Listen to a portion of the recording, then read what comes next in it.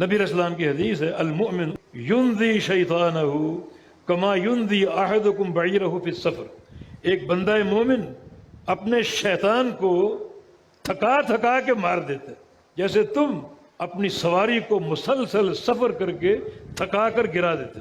ایک بندہ اونٹ پر سوار ہے، جا رہا ہے، کہیں آرام نہیں کرتا، کہیں ٹھہرتا نہیں، کہیں پڑاؤ نہیں ڈالتا، تو سواری کب تک چلے گی؟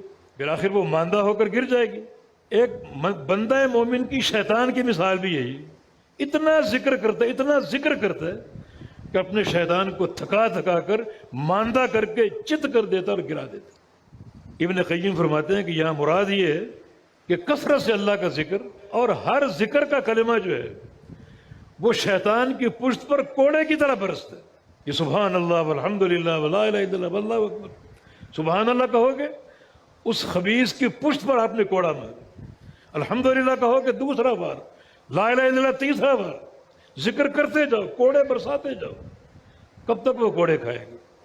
اور سفیان ثوری رحمہ اللہ کا قول ہے، لیس شیء اقطع لظہر ابلیس من قول لا الہ الا اللہ، کہ سب سے زیادہ جس کلمے سے شیطان کی کمر ٹوٹتی ہے وہ کلمہ لا الہ الا اللہ.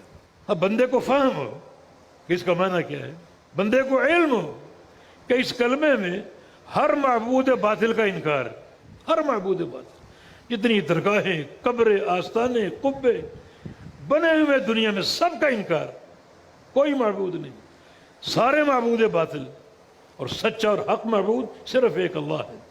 اس معرفت کے ساتھ یہ کلمہ پڑھے تو اس کلمے سے سب سے زیادہ شیطان کی کمر ٹوٹتی.